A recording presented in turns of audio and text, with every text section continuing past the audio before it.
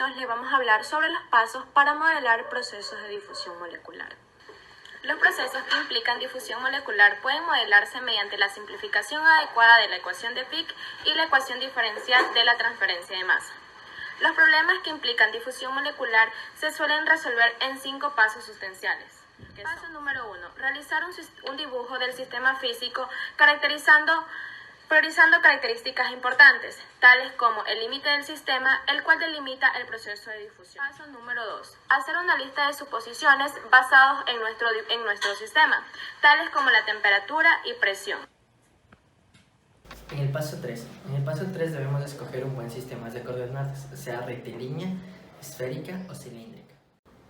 También nos debemos basar en la geometría del sistema físico y las suposiciones propuestas, haciendo el uso de la ley de Fick, de la ecuación diferencial general para la transferencia de masa.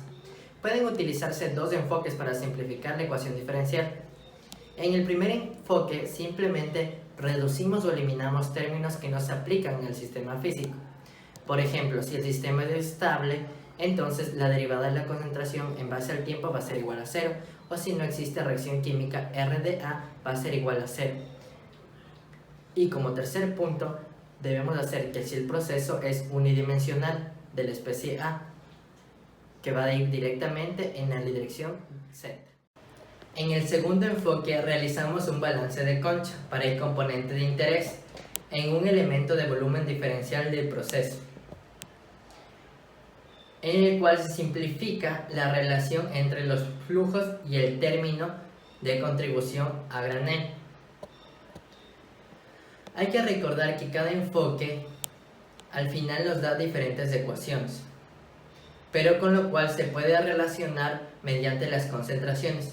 Más adelante veremos un mapa de diferencias de las suposiciones de cada enfoque y cuál es su resultado final. La ecuación de Fick hace algunas suposiciones, entre esas la suposición es el diferencial de la ecuación de Fick desde n de A, con lo cual se hace una integración analítica en una condición de contorno, con lo que nos da un flujo de forma integral n de A o velocidad de transferencia w de A. En las ecuaciones diferenciales para la transferencia de masa se hacen 2 suposiciones. La primera suposición es ecuación diferencial simplificada para la transferencia de masa n de A, y la segunda ecuación diferencial simplificada para la transferencia de masa a concentración de A, con lo cual se hace una integración analítica y unas condiciones de contorno y llegamos a un perfil de concentración C de A. La diferencia entre la ecuación de Fick y la ecuación diferencial para la transferencia de masa son las suposiciones que hacemos, ya que tenemos como resultado final el flujo de forma integral n de A o velocidad de transferencia w de A en la ecuación de Fick, y en la otra tenemos un perfil de concentración C de A. Paso número 4. Reconocer e identificar las condiciones de contorno y condiciones iniciales. Como condiciones de contorno tenemos que identificar si tenemos un eje de simetría en una línea central de un volumen de control, ya que si tenemos un eje de simetría, nuestro flujo de densidad va a ser igual a 0. También debemos identificar los flujos convectivos de la especie en una superficie o interfaz, y de igual manera los flujos conocidos de la sustancia en un eje en particular, por ejemplo un eje Z. Y de igual manera identificar la reacción química que ocurre, para así saber cuán rápido desaparece nuestra sustancia. Y por último se debe identificar la concentración conocida de nuestra sustancia. Si se escoge un eje de referencia, por ejemplo el eje Z igual a 0, vamos a tener una concentración inicial, que en este caso sería concentración de A, va a ser la concentración inicial. Hay que destacar que únicamente las concentraciones iniciales hay para los procesos inestables y pseudoestables. Paso 5. Resolver las ecuaciones diferenciales resultantes de los balances de materiales diferenciales y las condiciones límites iniciales descritas para obtener el perfil de concentración, el flujo u otros parámetros de interés para la ingeniería. Es apropiado hacer en la ecuación de Fick y en la ecuación diferencial para la transferencia de masa las simplificaciones correctas para que el ejercicio se vuelva mucho más fácil de resolver. Para una mejor comprensión de los pasos que se deben seguir para modelar procesos de difusión molecular, se los pondrá en práctica en el siguiente ejemplo, el cual enuncia que los dispositivos microelectrónicos se fabrican formando muchas capas de películas delgadas en una placa de silicio. Una placa fina de silicio sólido sirve como semiconductor. Las placas delgadas de silicio se forman comúnmente por la deposición química o CVD de vapor de silano en la superficie de la placa. La reacción química que ocurre es el silano gaseoso produce silicio sólido más hidrógeno. Esta reacción superficial se lleva a cabo normalmente a muy baja presión, 100 pascales y altas temperaturas a 900 Kelvin.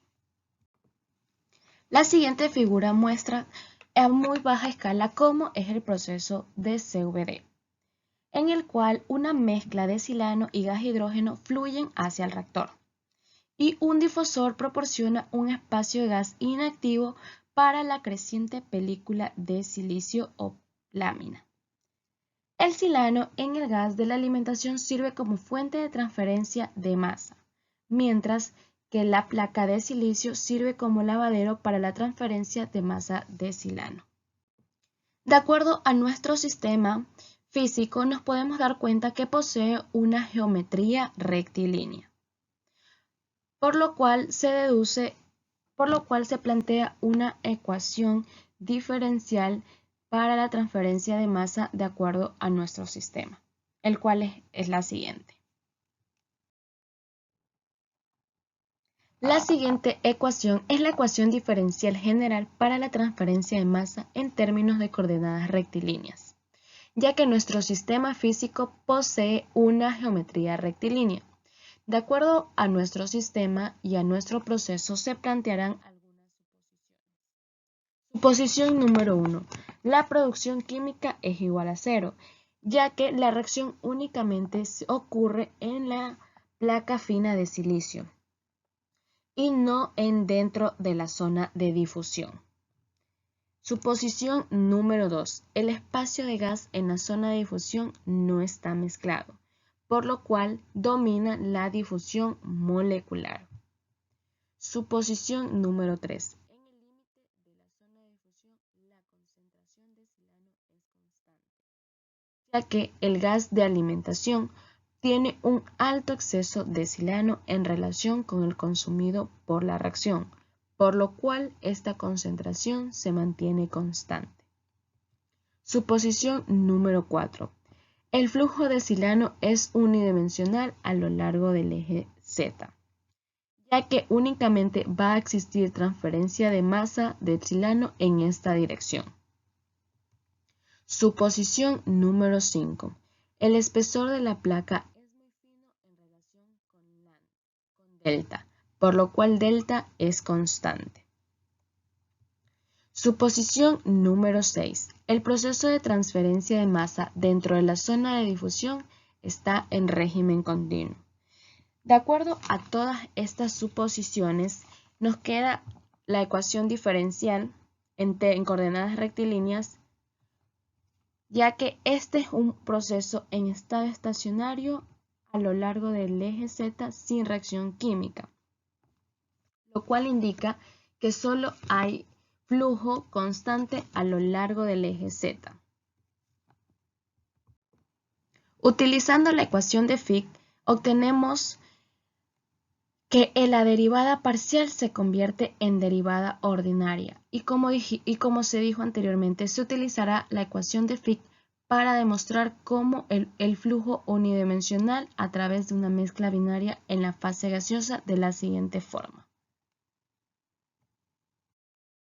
donde la especie A representa el reactivo de vapor de silano y la especie B representa el producto de gas hidrógeno. De acuerdo al gráfico que describe nuestro proceso de difusión molecular, podemos evidenciar cómo el flujo del silano tiene una dirección opuesta al flujo del hidrógeno. Y de acuerdo a una relación estequiométrica se puede plantear la siguiente relación, en la cual el flujo del hidrógeno es igual a menos 2 veces el flujo del silano. Reemplazando esta relación en la ecuación anterior, obtenemos la siguiente ecuación. Y agrupando y resolviendo términos, obtenemos que el flujo molar en dirección Z es igual es igual a menos la concentración total por el coeficiente de difusión sobre 1 más la fracción molar multiplicado por la derivada de la fracción molar en dirección Z, se obtiene una nueva ecuación. Y se puede plantear que en el nivel Z igual 0 nosotros vamos a tener una fracción molar de Y igual a sub 0. Y de igual forma, donde está nuestro límite de difusión, vamos a obtener una fracción molar de Y igual en la superficie de nuestra placa. Nosotros podemos plantear nuestros límites de integración de acuerdo a nuestros límites de frontera y condiciones iniciales, pero siempre y cuando nuestro flujo molar del silano sea constante. A lo largo de nuestro eje Z podemos integrar, por lo cual resuelve a integrar obteniendo la ecuación de que el flujo molar en dirección Z es igual a la concentración total multiplicado por el coeficiente de difusión sobre el delta, el cual representa el espacio de difusión multiplicado por el logaritmo de 1 más la fracción molar inicial sobre 1 más la fracción molar en la superficie de la placa. Se debe tener en cuenta que para nuestro sistema tanto la temperatura y presión son constantes, por lo cual la concentración molar del gas se mantendrá constante, al igual que nuestro coeficiente de difusión. Nosotros podemos determinar nuestro flujo de difusión, nuestro flujo del silano, siempre y cuando conozcamos nuestra fracción molar en el área, en la superficie de la placa. Por lo cual nuestro problema queda resuelto hasta entonces.